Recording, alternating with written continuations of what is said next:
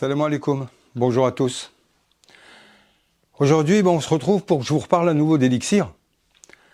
Elixir qui est un projet de vie, qui est une maturation de nombreuses années,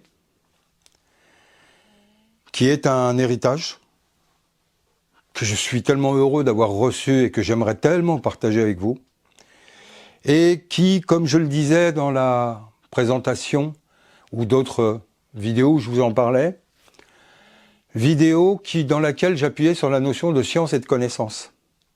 Par exemple, quand le prophète dit « Le meilleur d'entre vous, le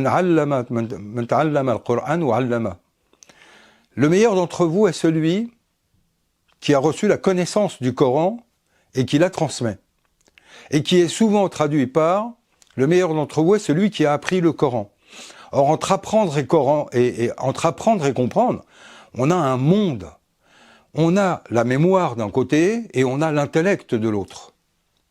Quelle est la différence entre intellect et raison? Que signifie comprendre?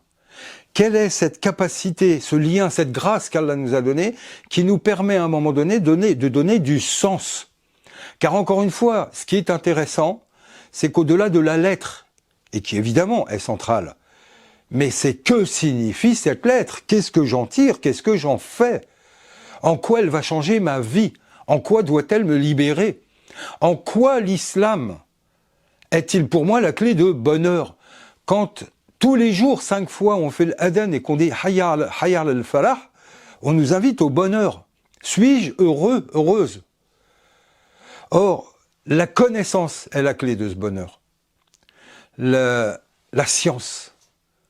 Or, apprendre est une chose, comprendre en est une autre, et pour passer de l'un à l'autre, il faut des clés, il faut décrypter.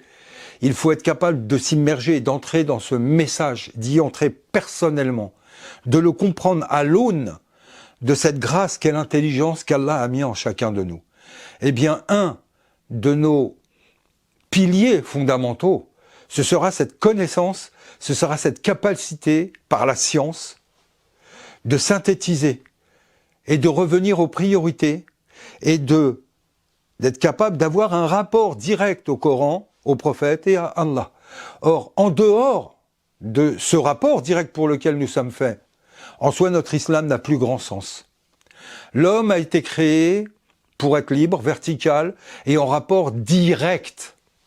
Pour ça qu'on l'a appelé Bachar, en rapport direct avec Allah, et pour pouvoir prendre sa vie en main, et non plus se la faire imposer ou ordonner par l'extérieur. Salam alaikum et à très vite. On travaillera beaucoup sur ce sujet de la connaissance qui est capital et central. La délivrance ne s'obtient que par la connaissance. Salam alaikum.